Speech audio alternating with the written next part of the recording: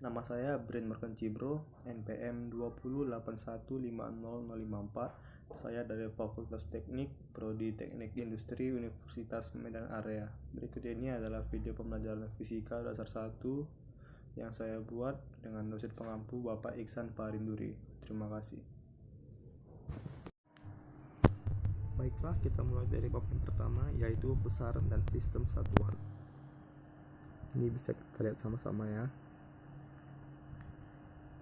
Baik, kita mulai dari sini. Besaran dan satuan. Besaran yaitu sesuatu yang dapat diukur, dinyatakan dengan angka atau kuantitatif. Contoh, panjang, massa, waktu, suhu, dan lain-lain. Mengukur yaitu membandingkan sesuatu dengan sesuatu yang lain yang sejenis yang ditetapkan sebagai satuan. Besaran fisika baru terdefinisi jika ada nilainya atau besarnya dan ada satuannya. Contoh, panjang jalan 10 km, yang mana kilometer adalah satuan dan 10 adalah nilainya.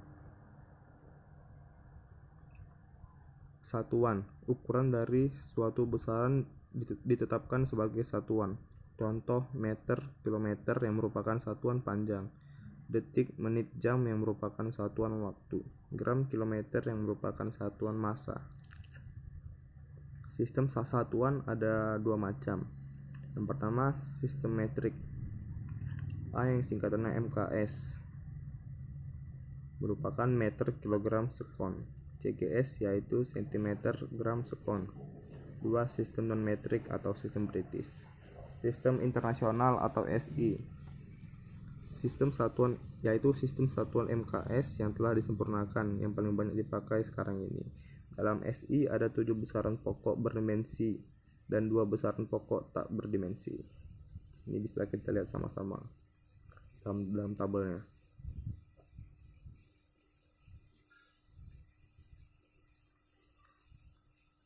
Lalu dimensi, yaitu cara besaran itu tersusun oleh besaran pokok. Guna dimensi yaitu yang pertama untuk menurunkan satuan dari suatu besaran. Yang kedua untuk meneliti kebenaran suatu rumus atau persamaan. Metode penjabaran dimensi. Yang pertama, dimensi ruas kanan sama dengan dimensi ruas kiri. Dua, setiap suku berdimensi sama.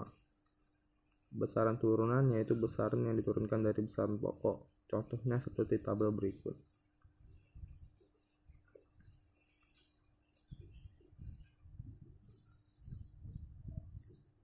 Ini adalah besaran turunan dan dimensi.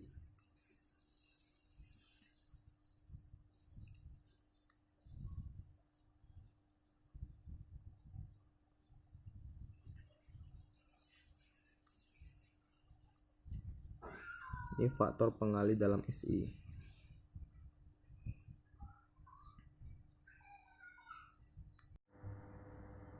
Baiklah, kita masuk dalam contoh soal bab pertama.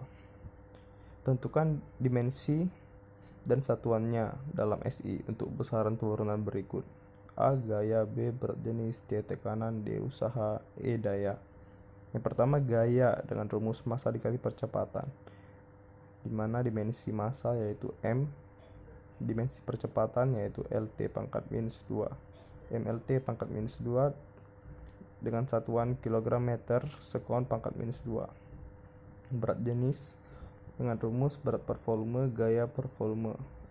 Dimensinya MLT pangkat minus 2, L pangkat 3. Disatukan menjadi MLT pangkat minus 2 dikali L pangkat minus 3, ML pangkat minus 2, T pangkat minus 2 dengan satuan kilogram meter pangkat minus 2. C tekanan, rumusnya gaya per luas. Dimensi dari gaya yaitu MLT pangkat minus 2, dimensi luas yaitu L pangkat 2. Disatukan menjadi MLT pangkat minus 2 dengan satuan kilogram meter pangkat minus 1, sekon pangkat minus 1. D usaha, rumusnya yaitu gaya dikali jarak, di mana dimensi dari gaya yaitu MLT pangkat minus 2, dimensi jarak yaitu L. Disatukan menjadi ML pangkat 2, T pangkat minus 2 dengan satuan kilogram meter pangkat minus 2, sekon pangkat minus 2. E daya, rumusnya yaitu usaha per waktu, di mana dimensi usaha yaitu ML pangkat 2 dikali T pangkat minus 2, dimensi dari waktu yaitu T. disatukan menjadi ml pangkat 2 T pangkat minus 1 dengan satuan kilogram meter pangkat minus 2 S pangkat minus 1. Contoh soal yang kedua yaitu buktikan besaran-besaran berikut adalah identik. A. Energi potensial dan energi kinetik. B. Usaha atau energi dan kalor. Yang A. Energi potensial. Rumusnya yaitu MGH, di mana MGH yaitu massa dikali gravitasi dikali tinggi. Dengan dimensi massa yaitu M, dimensi gravitasi L T pangkat minus 2, dan dimensi tinggi yaitu L disatukan menjadi ML pangkat 2 T pangkat minus 2. Energi kinetik yaitu setengah MV pangkat 2, di mana rumusnya yaitu setengah dikali massa dikali kecepatan pangkat 2. Dan dimensi dari massa yaitu M, dimensi dari kecepatan yaitu LT pangkat 1 dikali 2. Yang hasil akhirnya yaitu ML pangkat 2 T pangkat minus 2 yang merupakan identik dengan energi potensial. Jadi energi potensial dan energi kinetik ini merupakan besaran-besaran yang identik. Yang B, usaha atau energi dan kalor.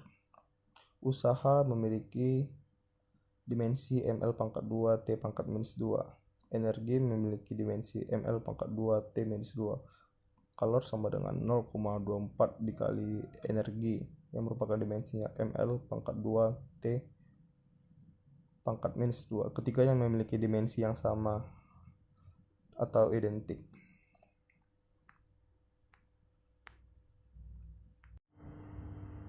Bab yang kedua, vektor. Ini adalah sejarah vektor, bisa kita baca sama-sama. Besaran skalar dan vektor. Besaran skalar yaitu besaran yang cukup dinyatakan oleh besarnya saja, atau besar dinyatakan oleh bilangan dan satuan. Contoh waktu, suhu, volume, laju, energi. Catatan skalar tidak tergantung sistem koordinat. Besaran vektor. Besaran yang dicirikan oleh besar dan arah. Contoh kecepatan, percepatan, gaya. Catatan vektor tergantung sistem koordinat. Penggambaran dan penulisan notasi vektor. Perhatikan gambar. Titik P merupakan titik pangkal vektor. Titik Q merupakan ujung vektor. Tanda panah merupakan arah vektor. Panjang PQ sama dengan PQ mutlak merupakan besarnya panjang vektor. Besar vektor A sama dengan A mutlak, harus menggunakan tanda mutlak. Notasi vektor bisa menggunakan huruf tebal, pakai tanda panah di atas, dan huruf miring. Catatan. Dua vektor sama jika arah dan besarnya sama. Dua vektor dikatakan tidak sama jika 1. Besar sama, arah berbeda. 2. Besar tidak sama, arah sama. 3. Besar dan arahnya berbeda. Operasi matematik vektor. Yang pertama, operasi jumlah dan selisih vektor. Yang kedua, operasi kali. Yang pertama, jumlah dan selisih vektor, yaitu bisa menggunakan 4 metode. Yang pertama, metode jajaran genjang, segitiga, poligon, dan uraian.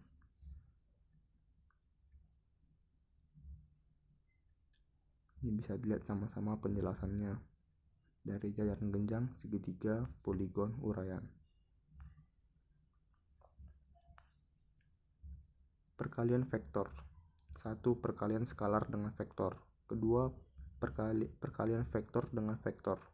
A. Perkalian titik atau dot product. B. Perkalian silang atau cross product. Yang pertama, perkalian skalar dengan vektor. C sama dengan K dikali A. K adalah skalar, A adalah vektor. Vektor C merupakan hasil perkalian antara skalar K dengan vektor A. Catatan, jika K positif, arah C searah dengan A. Jika K negatif, arah C berlawanan dengan A. 2. Perkalian vektor dengan vektor. A. Perkalian titik atau dot product. Hasilnya skalar. A dikali dengan B sama dengan C. C adalah skalar. Besarnya C sama dengan A mutlak B mutlak cos theta.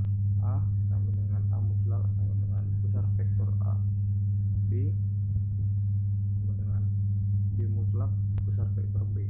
Theta merupakan sudut antara vektor A dan B. Sifat-sifat perkalian titik atau dot product. Komutatif, A dikali B sama dengan B dikali A. Distributif, A dikali B tambah C sama dengan A dikali B tambah A dikali C.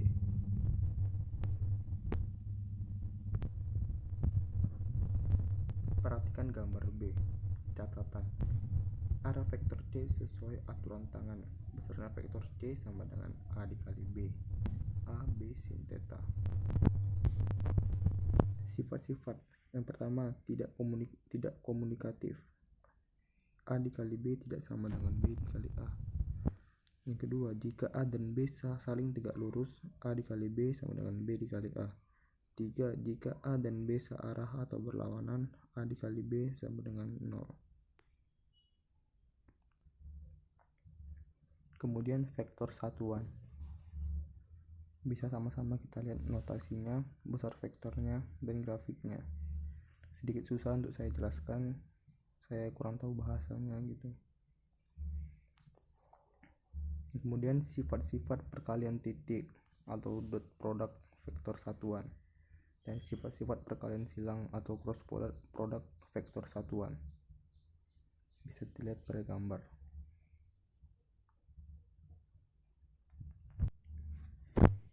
Ini merupakan contoh soal.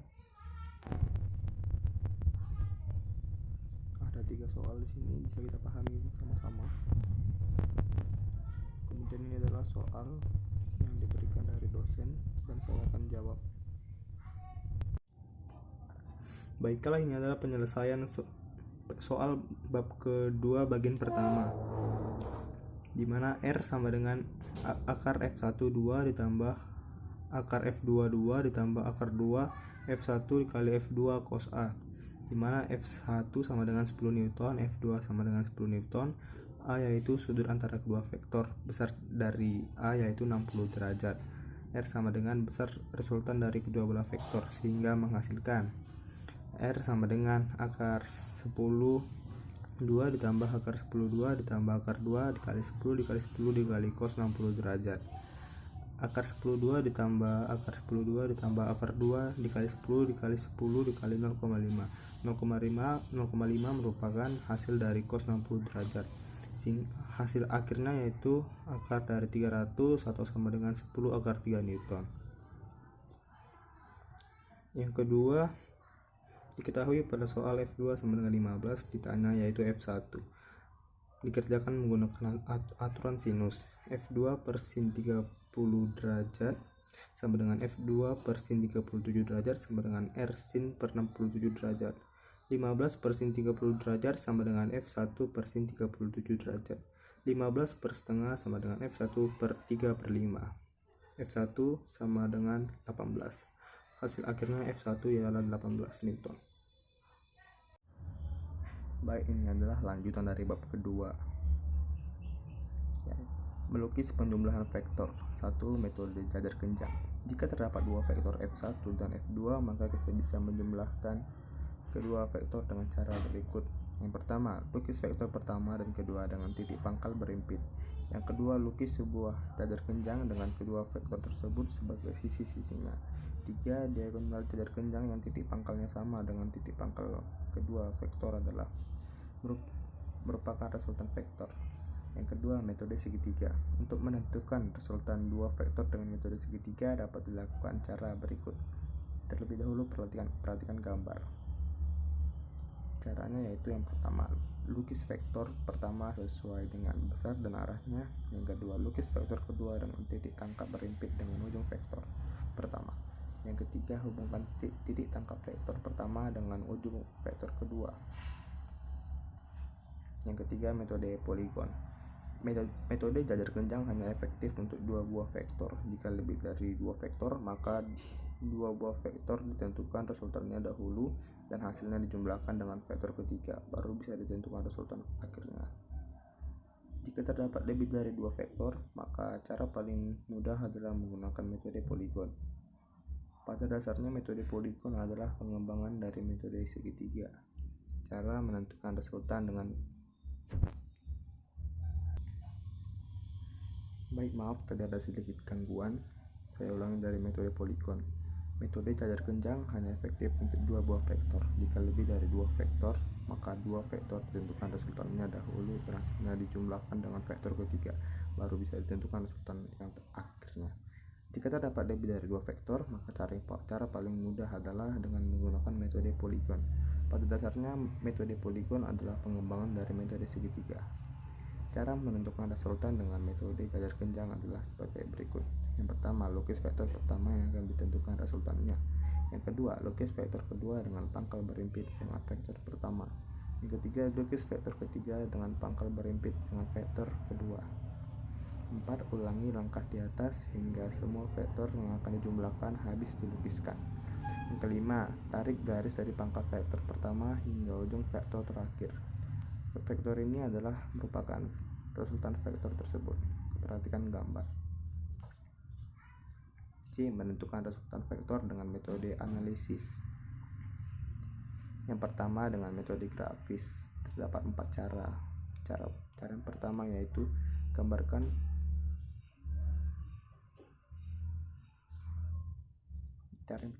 dengan metode grafis. Untuk menentukan resultan vektor dengan metode grafis secara tepat, dia pergunakan kertas trimin atau bergaris kotak. Cara menentukan resultan vektor dengan metode grafis adalah sebagai berikut. Yang pertama, gambarkan vektor pertama sesuai besar dan arahnya atau sudutnya supaya tepat, gunakan busur derajat. Yang kedua, gambarkan vektor berikutnya dengan pangkal diletakkan di ujung vektor kedua.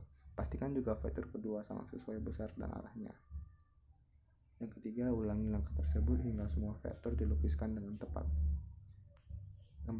Tarik garis dari pangkal vektor pertama menuju ke ujung vektor terakhir. Inilah resultan vektor tersebut. Perhatikan contoh soal.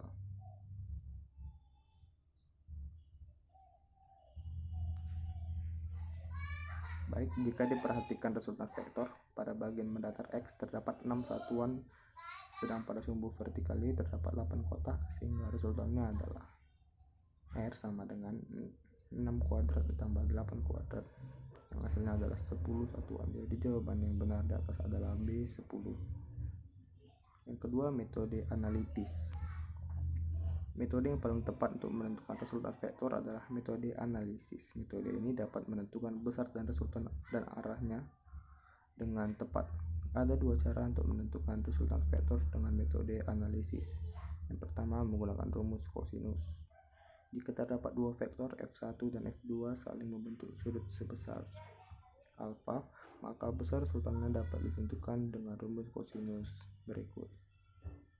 Ini saya perbesar rumusnya. 2 menggunakan rumus sinus. Seperti ini rumusnya. Selain dengan rumus kosinus, cara lain menentukan resultan vektor adalah dengan rumus sinus. Dengan rumus sinus ini kita juga dapat menentukan arah resultan vektor terhadap salah satu vektor. B. Menguraikan vektor. Sebuah vektor bisa diuraikan menjadi dua atau lebih vektor. A. Komponen vektor. Komponen vektor adalah dua vektor atau lebih yang menyusun sebuah vektor. Setiap vektor dapat diuraikan menjadi dua atau tiga buah vektor komponen yang sedang tegak lurus. Komponen vektor tersebut adalah seperti ini. Yang B. Menentukan resultan vektor dengan komponen vektor. Misalkan terdapat dua vektor seperti gambar berikut.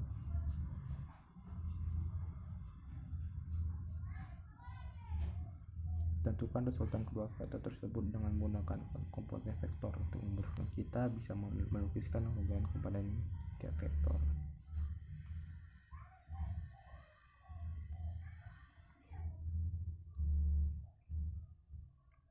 Ini adalah contoh soalnya.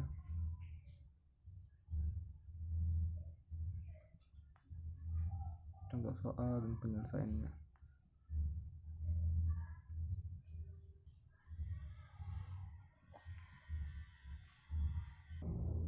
Ini adalah soal yang diberikan dosen dan saya akan kerjakan menggunakan kertas.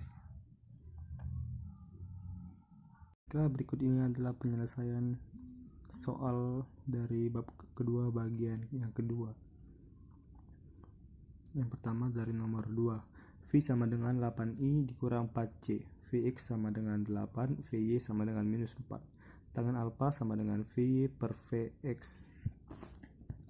Tangen alfa sama dengan minus 4 per 8 sama dengan minus setengah. Alfa sama dengan minus 26,6 derajat. Lanjutkan ke sini, V sama dengan akar dari Vx kuadrat tambah Vy kuadrat. V sama dengan 8 pangkat 2 tambah minus 4. V sama dengan 80 atau V sama dengan 4 akar 5. Lanjutannya itu nomor 3, sumbu X.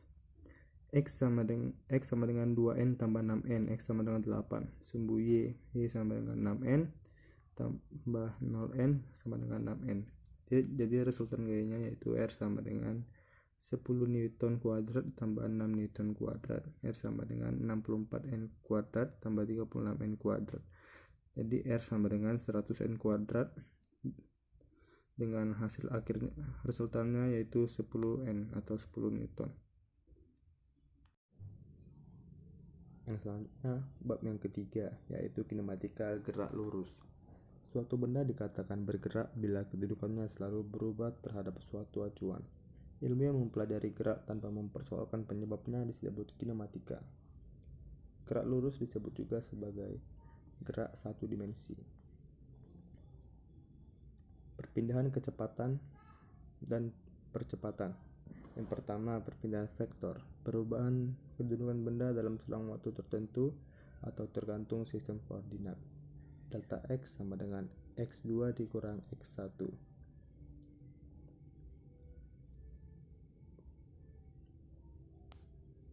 Yang kedua, kecepatan vektor.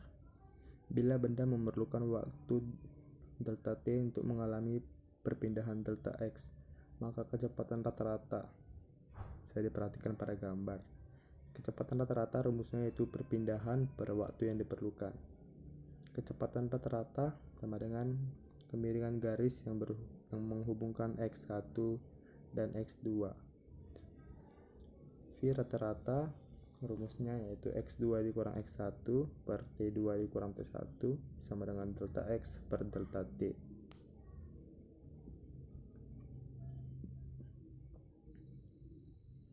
Kelajuan rata-rata rumusnya yaitu jarak total yang ditempuh per waktu yang diperlukan. V sama dengan X per T. Yang ketiga, percepatan.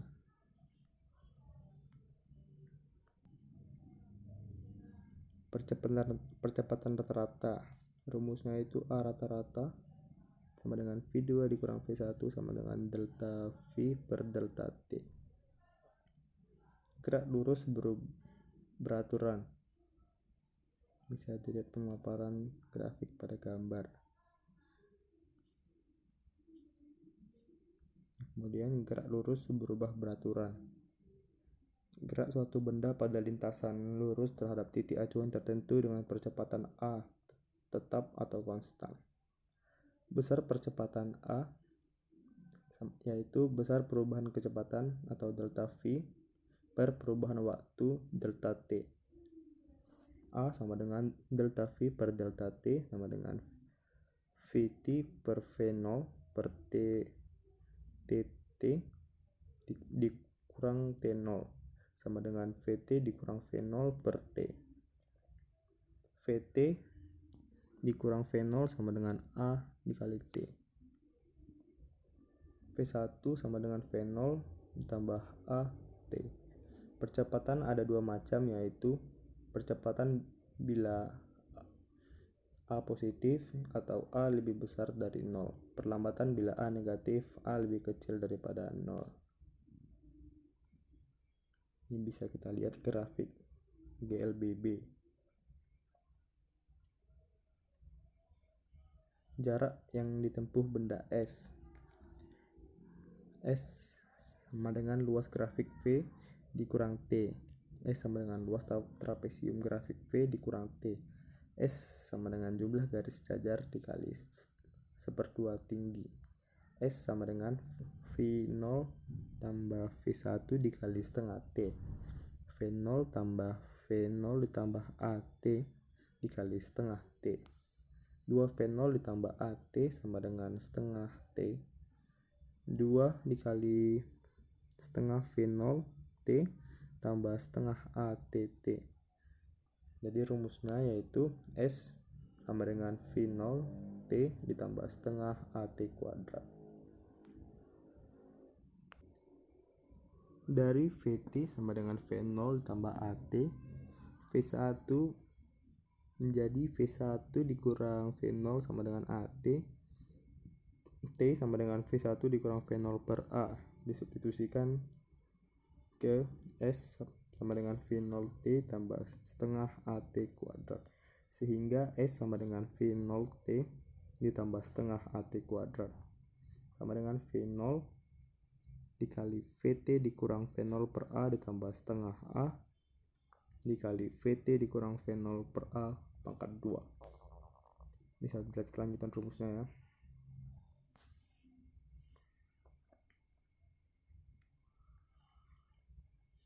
Persamaan GLBB. Bisa dilihat juga pemaparan rumusnya.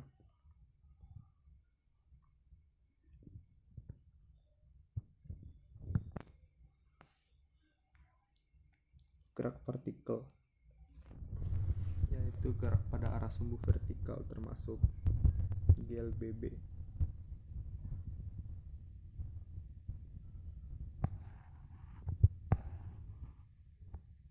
Gerak jatuh bebas, gerak suatu benda ke bawah karena gaya gravitasi dan tanpa kecepatan awal. Ciri GJB yaitu V0 sama dengan 0, A sama dengan G, S sama dengan H. Rumus GJB, VT sama dengan GT, H sama dengan setengah GT kuadrat, VT kuadrat sama dengan 2GH atau VT sama dengan akar dari 2GH. Bisa diperhatikan pada gambar. Gerak vertikal ke bawah atau GVB adalah gerak suatu benda ke bawah dengan kecepatan awal. Ciri GVB yaitu V0 tidak sama dengan 0, A sama dengan G, S sama dengan H. Rumus GVB yaitu VT sama dengan V0 ditambah GT, H sama dengan V0 T ditambah setengah GT kuadrat. VT kuadrat sama dengan V0 kuadrat ditambah 2GH. Bisa diperhatikan pada gambar juga. Yang selanjutnya gerak vertikal ke atas atau GVA yaitu gerak suatu benda dilemparkan atau dengan sengaja ke atas dengan kecepatan awal dan gerakannya diperlambat. Ciri GVA yaitu V0 tidak sama dengan 0, A sama dengan minus G, S sama dengan H. Rumus GVA yaitu FT sama dengan V0 dikurang GT, H sama dengan V0 T ditambah setengah GT kuadrat. VT kuadrat sama dengan V0 kuadrat ditambah 2GH. Bisa diperhatikan pada gambar juga. Ini hal-hal penting dalam GVA.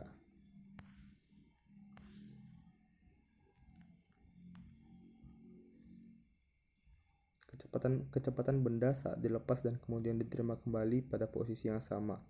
V saat naik atau prinsip GVA, VT sama dengan V0 dikurang GT 0 sama dengan V0 dikurang GT, V0 sama dengan GT. V saat turun atau prinsip GJB, PT sama dengan V0 ditambah GT, VT sama dengan 0 ditambah GT, VT sama dengan GT.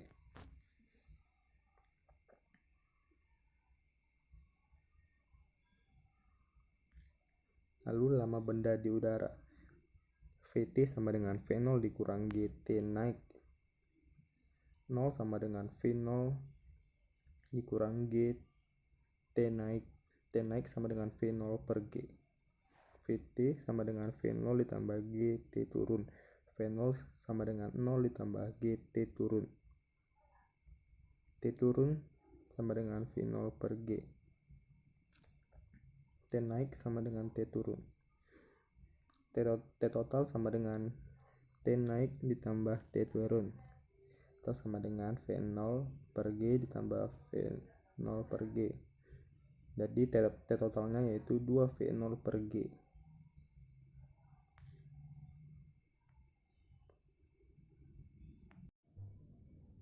Untuk soal yang dari bab 3 yaitu yang ada pada nomor 1 di bagian tengah. Pesawat Burung Dara Airlines berangkat dari kota P menuju arah timur selama 30 menit dengan kecepatan konstan 200 km per jam. Dari kota Q berlanjut ke kota R yang terletak 53 derajat terhadap arah timur ditempuh selama 1 jam dengan kecepatan konstan 100 km per jam. Tentukan A. Kecepatan rata-rata gerak pesawat, B. Kelajuan rata-rata gerak pesawat.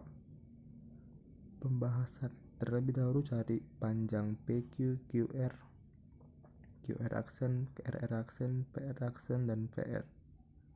PQ sama dengan VPQ dikali TPQ sama dengan 200 km per jam dikali 0,5 jam sama dengan 100 km. QR sama dengan VQR dikali TQR sama dengan 100 km per jam dikali 1 jam sama dengan 100 km. QR aksen sama dengan QR cos 53 derajat sama dengan 100 km dikali 0,6 sama dengan 60 km. RR aksen sama dengan QR sin 53 derajat sama dengan 100 km dikali 0,8 sama dengan 80 km.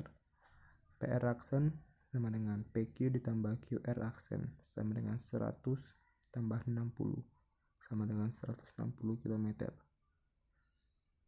PR sama dengan akar dari PR aksen kuadrat ditambah RR aksen kuadrat.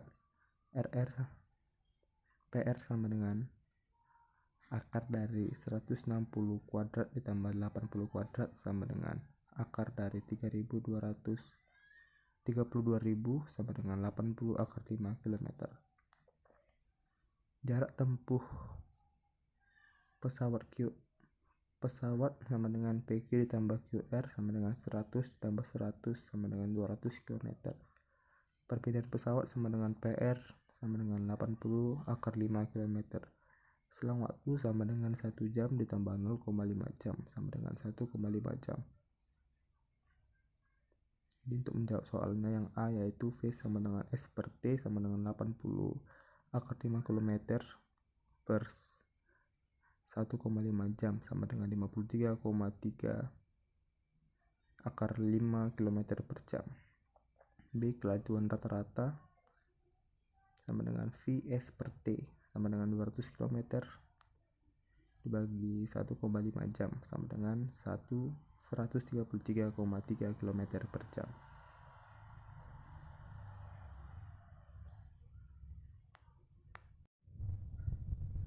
Baik, yang selanjutnya yaitu bab yang keempat tentang dinamika gerak. Pengertian dinamika gerak. Dinamika gerak merupakan cabang ilmu yang mempelajari tentang gerak beserta penyebabnya. Penyebab benda bergerak bisa dikatakan beberapa hal, bisa disebabkan karena dorongan dan bisa juga disebabkan tarikan. B. Hukum 1, 2, dan 3 Newton. Hukum 1 Newton berbunyi, suatu benda yang diam akan tetap diam, dan suatu benda yang sedang bergerak akan tetap bergerak dengan kecepatan tetap atau konstan pada lintasan lurus, kecuali jika ada gaya luar yang bekerja terhadap benda tersebut. Dari hukum tersebut dapat diperoleh bahwa apabila gaya yang bekerja pada benda sama dengan 0, F sama dengan 0. B. Hukum 2 Newton. Jika resultan gaya yang bekerja pada suatu benda tidak sama dengan 0, benda akan bergerak dengan percepatan yang besarnya sebanding dengan resultan gayanya dan berbanding terbalik dengan massa kelembabannya. A sama dengan sigma F per M. C. Hukum 3 Newton. Hukum 3 Newton berbunyi, apabila sebuah benda mengerjakan gaya atau gaya aksi kepada benda yang lain, benda kedua akan mengerjakan gaya atau gaya reaksi pada benda pertama yang besarnya sama dan arahnya berlawanan. F aksi sama dengan F reaksi. Tanda yang tertera pada tulisan menunjukkan arah gaya yang berlawanan. Kemudian berat. Berat merupakan gaya gravitasi yang bekerja pada suatu benda. Massa atau M suatu benda besarnya selalu tetap dimanapun benda tersebut berada. Rumus dari berat yaitu W sama dengan M per G. Keterangan di mana W adalah gaya berat atau Newton, M adalah massa benda dengan satuan kilogram, G merupakan percepatan gravitasi dengan satuan ms-2. Hukum gravitasi Newton. Hukum tarik-menarik gravitasi Newton dalam bidang fisika berarti gaya tarik untuk saling mendekat satu sama lain. Rumusnya itu F sama dengan G dikali M1 dikali M2 per R kuadrat. Percepatan gravitasi dan ketinggian. Percepatan gravitasi suatu objek yang berada pada permukaan laut dikatakan ekuivalen dengan 1 gram yang didefinisikan memiliki nilai 9,80665 meter per sekon kuadrat. Rumusnya yaitu G sama dengan Gm per R kuadrat. Gaya merupakan dorongan atau tarikan yang akan mempercepat atau memperlambat gerak suatu benda. Gaya normal N adalah gaya yang bekerja pada bidang yang bersentuhan antara dua permukaan benda yang arahnya selalu tegak lurus dengan bidang sentuh. A. Gaya gesek. Gaya gesek adalah gaya yang bekerja antara dua permukaan benda yang saling bersentuhan. Arah gaya gesek berlawanan dengan arah kecenderungan arah gerak benda. Gaya gesek statif seperti yang tertera itu rumusnya gaya gesek, dan ada juga gaya gesek kinetik. B. Gaya sentripetal adalah sebuah gaya yang menyebabkan gerak di jalur yang melengkung, disebut gaya sentripetal. Fs sama dengan mv kuadrat per R. Ini ada pemaparannya, bisa kita lihat sama-sama. Ini contoh soal. Pertama yaitu suatu benda atau balok terletak di atas bidang datar yang licin. Balok mengalami gaya tarik F1 sama dengan 15 Newton ke kanan dan gaya F2 ke kiri. Jika benda tetap diam, berapa besar F2? Pembahasannya, karena benda tetap diam sesuai dengan hukum 1 Newton, maka sigma F sama dengan 0. F1 dikurang F2 sama dengan 0. F2 sama dengan F1 sama dengan 15 Newton. Ini juga ada contoh soal yang kedua.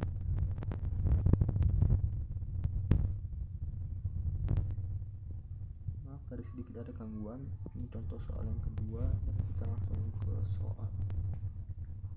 Sini ada soal 1, ada soal 2. Saya akan kerjakan menggunakan kertas.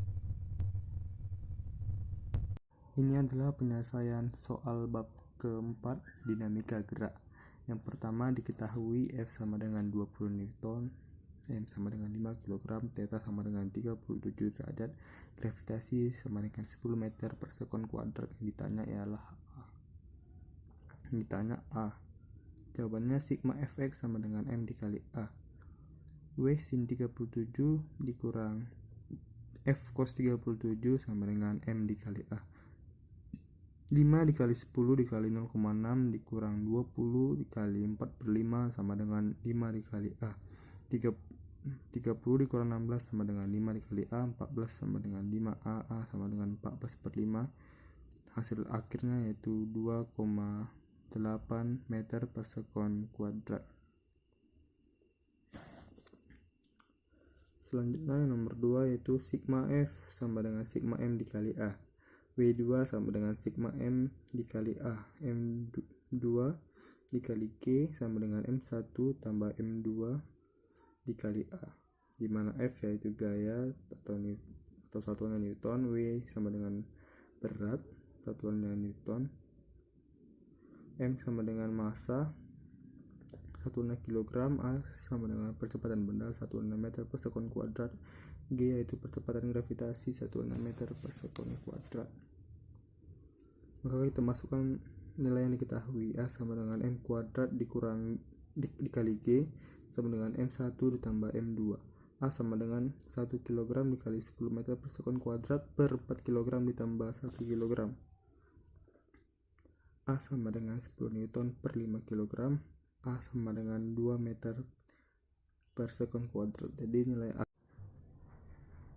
Bab yang terakhir atau bab yang kelima yaitu hukum Newton. Pendahuluan. Dinamika adalah ilmu yang mempelajari gaya sebagai penyebab gerak. Hukum Newton menyatakan hubungan antara gaya, massa, dan gerak benda. Hukum Newton. Isaac Newton 1543 sampai 1727 mempublikasikan hukum geraknya dan merumuskan hukum gravitasi universal. Hukum Newton 1. Setiap benda akan tetap dalam keadaan nol atau bergerak sepanjang garis lurus dengan kecepatan konstan atau bergerak lurus beraturan, kecuali bila ia dipengaruhi gaya untuk mengubah keadaannya. Sigma F sama dengan 0 untuk benda diam atau bergerak lurus beraturan. Hukum Newton 2. Percepatan yang dihasilkan oleh resultan gaya yang bekerja pada suatu benda berbanding lurus dengan resultan gayanya, searah dengan gaya dan berbanding terbalik dengan massa benda. A sama dengan sigma F per M. Sigma F sama dengan M dikali A. Hukum Newton yang ketiga. Jika dua buah benda berinteraksi, maka gaya pada benda satu sama dan berlawanan arah dengan gaya benda lainnya. Bisa dilihat pada gambar. Satuan gaya F sama dengan M dikali A, di mana F adalah gaya, M massa, A percepatan. F sama dengan kilogram dikali M per detik kuadrat sama dengan Newton. Macam-macam gaya. Untuk sistem dua benda titik terdapat gaya-gaya. Yang pertama gaya interaksi, yang kedua gaya kontak. Gaya interaksi yaitu gaya yang ditimbulkan oleh satu benda pada benda lain walaupun letaknya berjauhan. Macam-macam gaya kontak yaitu gaya gravitasi, gaya listrik, dan gaya magnet. Definisi medan. Ruang yang merupakan daerah pengaruh gaya. Akibatnya benda-benda yang berada dalam suatu medan atau medan gravitasi, medan listrik, medan magnet akan menderita gaya atau gaya gravitasi, gaya listrik, gaya magnet. Yang selanjutnya gaya kontak, yaitu gaya yang terjadi hanya pada benda-benda yang bersentuhan. Macam-macam gaya kontak. Yang A yaitu gaya gravitasi, B gaya listrik, C gaya magnet.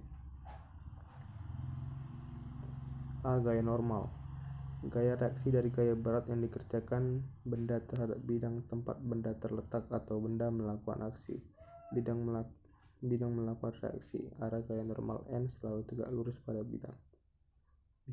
Pemaparan bisa kita lihat pada gambar, di mana gambar pertama yaitu berada di atas bidang kedua. Yang B gaya aksi pada bidang, C gaya reaksi pada benda. N lebih besar daripada 0, benda menekan bidang tempat benda terletak. N sama dengan 0, benda meninggalkan bidang lintasannya. N lebih kecil daripada 0, itu tidak mungkin. Yang B gaya gesekan. Yaitu gaya yang melawan gerak relatif dua benda. Arah gaya gesekan selalu sejajar dengan bidang tempat benda berada dan berlawanan dengan arah gerak benda. Jadi gaya gesekan melawan gerak atau menghambat. Macam-macam gaya gesekan.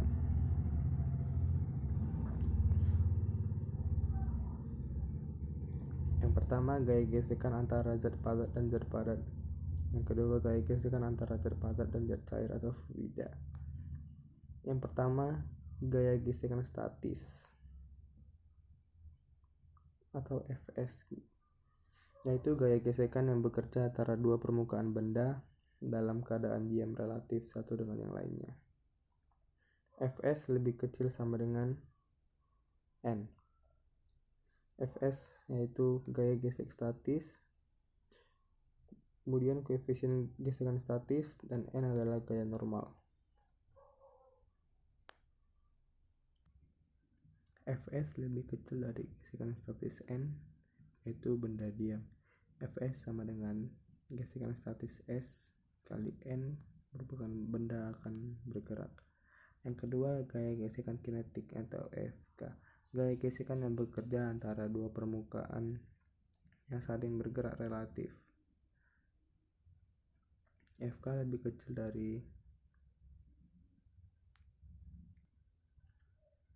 koefisien gesek K kali N, di mana Fk yaitu gaya gesekan statis, koefisien K yaitu koefisien gesek statis, dan N yaitu gaya normal. Bisa diperhatikan pada gambar. Kemungkinan jika Fk lebih kecil dari Fs berarti benda diam. Jika Fk sama dengan Fs berarti benda saat bergerak. Jika Fk lebih kecil dari Fs berarti benda bergerak. Sifat-sifat gaya gesekan. Gaya gesekan tergantung sifat permukaan kedua benda bergesekan atau koefisien gesek, berat benda atau gaya normal. Gerak pada bidang miring. Gerak pada bidang miring licin atau tanpa ada gesekan. Gaya yang bekerja pada benda. Yang pertama, gaya normal. N sama dengan mg cos theta. Yang kedua, gaya berat. W sama dengan mg diuraikan menjadi dua komponen, yaitu fx mg sin theta, fv mg cos theta. Gaya yang menyebabkan benda bergerak pada bidang miring ke bawah sumbu x. Fx sama dengan ma mg sin theta sama dengan ma. Gerak benda pada bidang miring dengan adanya gesekan. Delta F sama dengan ma mg sin theta dikurang fk sama dengan ma. Gaya yang bekerja pada benda yaitu gaya normal atau N sama dengan mg cos theta. Gaya berat W sama dengan mg. Gaya gesekan fk energi kinetik K kali N sama dengan energi kinetik mg cos theta. Sistem katrol.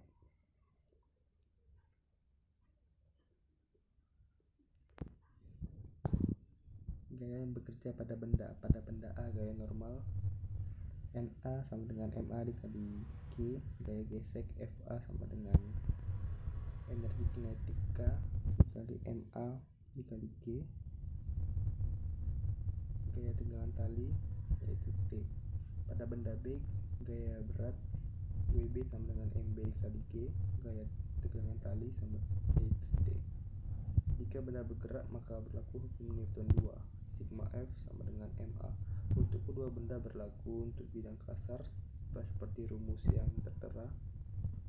Untuk bidang licin yaitu A sama dengan Mb per Ma tambah Mb dikali gravitasi. Untuk yang A yaitu Mb dikurang Mb dikurang koefisien gesek K Ma per Ma ditambah Mb dikali gravitasi.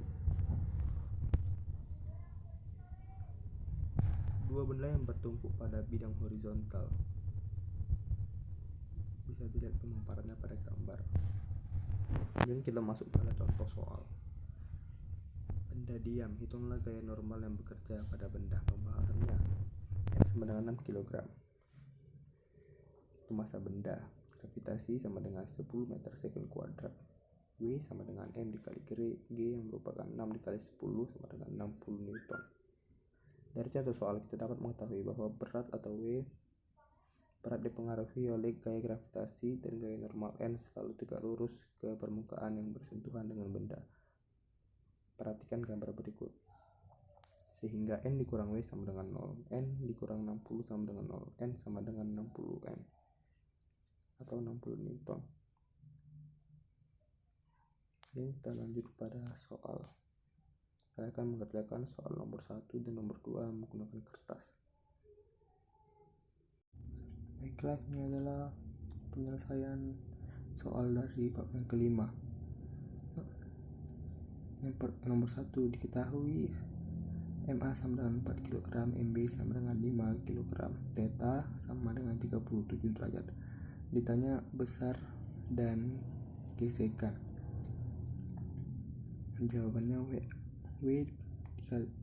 WA sama dengan M dikali G, mana M adalah 4, G sama dengan 10, yang berarti 40 Newton. Benda A yaitu sigma F sama dengan 0, WA dikurang T sama dengan 0, 40 dikurang T sama dengan 0, T sama dengan 40.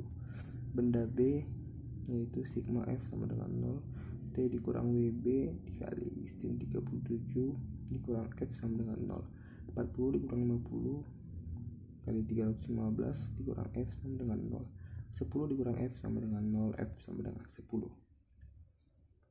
Untuk yang nomor 2, diketahui A sama dengan 2 meter per sekon kuadrat, G 10 meter per sekon kuadrat. M1 dikurang M2, M1 sama dengan M2 sama dengan M3 yaitu 2 kg. Yang ditanya T yaitu M3 dikali G dikurang M1 tambah M2 dikali A. T sama dengan 2K dikali 10 ms kuadrat dikurang 2 tambah 2 dikali 2 ms kuadrat. T yaitu 20N dikurang 8N sama dengan 12N. Sekian video pembelajaran fisika dari saya. Saya menyadari masih banyak kekurangan dalam pembuatan video ini, itu dikarenakan keterbatasan media yang saya miliki. Jadi untuk lebih dan kurangnya saya mohon maaf. Terima kasih.